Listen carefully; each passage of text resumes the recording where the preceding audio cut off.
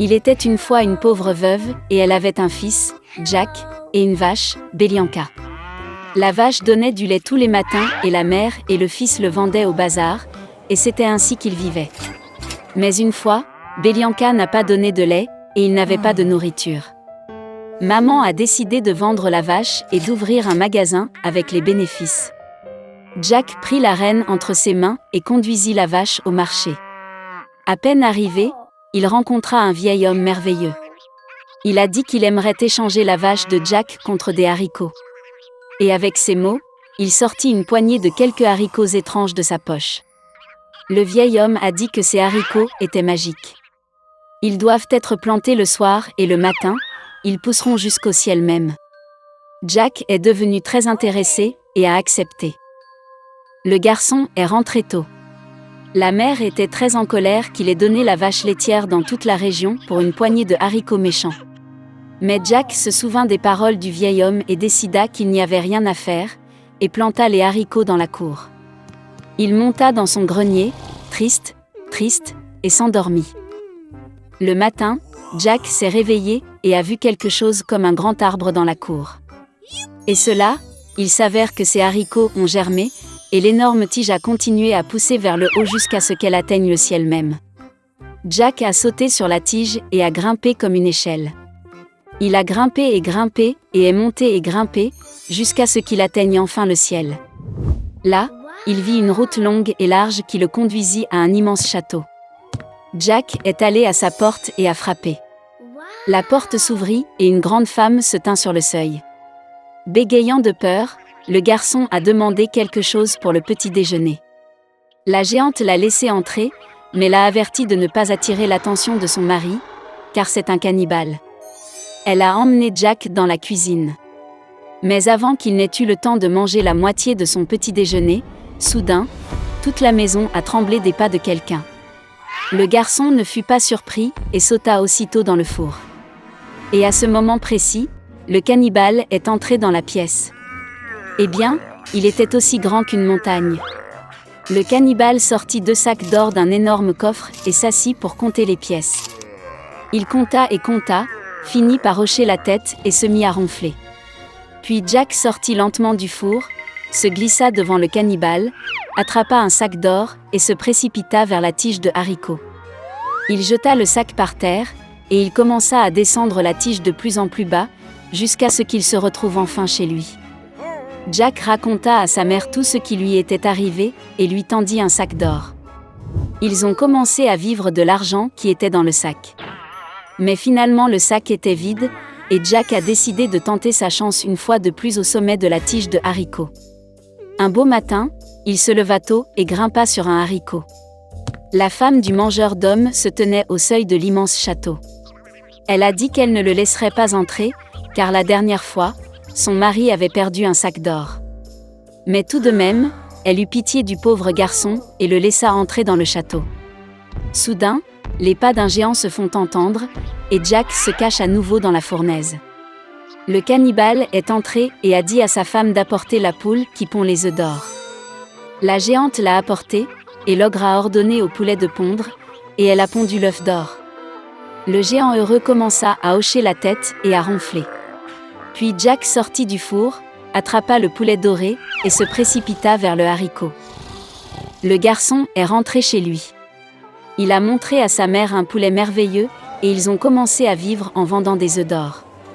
Mais bientôt il sembla à Jack que cela ne suffisait pas. Et il a de nouveau décidé de tenter sa chance au sommet de la tige de haricots. Cette fois, le garçon monta dans le château par la fenêtre. Il a sauté dans un chaudron de cuivre et s'est caché. Le cannibale et sa femme sont entrés dans la pièce. Le géant a senti le garçon, et ils se sont précipités pour le chercher dans le four. Mais il n'était pas là. Ils ont fouillé tous les coins et recoins, mais ils n'ont pas pensé à regarder dans le chaudron de cuivre. Désespéré de chercher, l'ogre a ordonné à sa femme d'apporter une harpe dorée et de la mettre sur la table. Le cannibale ronflait à ses beaux sons. Puis Jack sortit tranquillement du chaudron, attrapa la harpe dorée et se précipita vers la porte. Mais la harpe a joué fort et a réveillé le cannibale. Jack courut tête baissée, sautant sur une tige de haricots, et le géant à sa poursuite. Jack est descendu chez lui et a crié à sa mère de porter la hache. La mère est sortie en courant avec une hache à la main, le garçon a attrapé la hache et a commencé à hacher le haricot. L'ogre sentit la tige se balancer violemment et s'arrêta. Puis Jack a frappé à nouveau avec une hache et a coupé le haricot. Il a basculé et s'est effondré, et l'ogre est tombé au sol et s'est écrasé. Depuis ce jour, Jack et sa mère n'ont plus jamais connu la pauvreté. Mais le garçon était vraiment désolé qu'à cause de leur cupidité, ils aient presque payé de leur vie. Il a promis de ne plus jamais voler et de travailler dur pour le bien de la famille. Dans un royaume plein de bonheur et de joie vivaient un roi et une reine. Ils rêvaient d'une seule chose, avoir un enfant. Quand ils avaient déjà perdu tout espoir, leur fille est née. Elle était très douce et belle. À cette occasion, une grande fête a été organisée, et de nombreux invités ont été invités au palais, parmi lesquels de bonnes sorcières.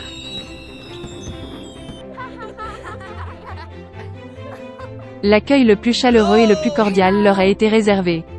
Mais le roi et la reine ont commis une grave erreur, ils ont oublié d'inviter une autre sorcière. Elle n'avait pas quitté sa tour depuis de nombreuses années et tout le monde pensait qu'elle était morte depuis longtemps. Lorsque le moment est venu de faire des cadeaux à la princesse, les fées l'ont généreusement récompensée par sa beauté, son bon cœur, son intelligence, une belle voix, la capacité de danser et de jouer de divers instruments de musique. Quand le tour est venu à la dernière sorcière, une fée maléfique est soudainement entrée dans la salle, qu'ils ont oublié d'inviter à la fête. Des couverts lui ont été immédiatement apportés, mais elle a estimé qu'elle n'était pas reçue aussi respectueusement qu'elle le devrait. Tirant le gobelet et l'assiette loin d'elle, elle murmura un sort. La sorcière souhaitait que le jour de son 16e anniversaire, la princesse se pique la main avec un fuseau, et de cela elle mourut. La reine pleura amèrement à la volonté de la méchante sorcière, et le roi ordonna de saisir la sorcière. Mais elle avait déjà disparu avec un rire inquiétant. Heureusement, la dernière des fées n'a pas encore eu le temps de dire son souhait à la princesse.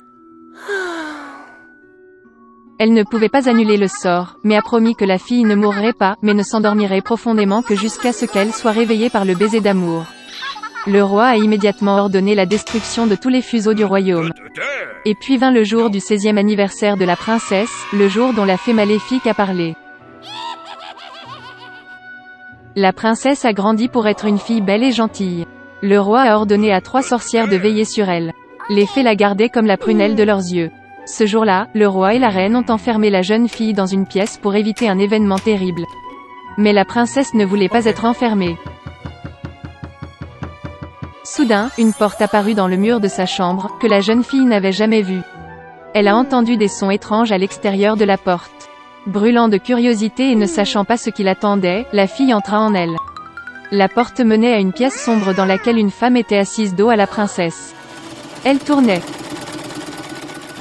La fille n'avait jamais vu un fuseau de sa vie.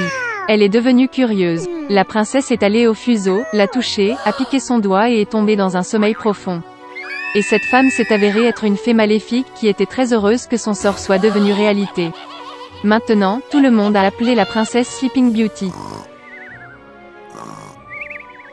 En apprenant le malheur, la gentille sorcière a décidé de plonger le roi et la reine et tout le royaume dans le sommeil jusqu'à ce que la fille se réveille.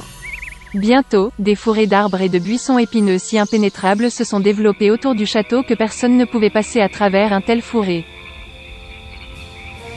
100 ans plus tard, un beau prince d'un autre royaume part à la chasse. Voyant de loin les tours du château abandonné, il se souvint de la vieille histoire de la Belle au bois dormant, que ses parents lui racontaient. Et le prince a décidé de rentrer. Il avait du mal à se frayer un chemin à travers les forêts impénétrables d'arbres et de buissons épineux. Mais à la fin, le prince s'approcha des portes du château abandonné. Il fit le tour du château tout entier et regarda dans la salle du trône. Là, le prince vit le roi et la reine dormir. Puis, dans l'une des chambres, il a remarqué la Belle au bois dormant, elle dormait sur un lit décoré de fleurs. Le prince alla vers le lit, regarda la belle princesse et sentit l'amour remplir son cœur. Il ne pouvait pas se retenir et embrassa la Belle au bois dormant. Et à ce moment-là, elle ouvrit les yeux et vit un beau prince. Le roi et la reine se sont également réveillés, tout comme tout le royaume. Ils étaient ravis, et en l'honneur des mariés, le plus beau mariage que le monde ait jamais vu a été immédiatement organisé. Depuis, ils ont vécu heureux pour toujours.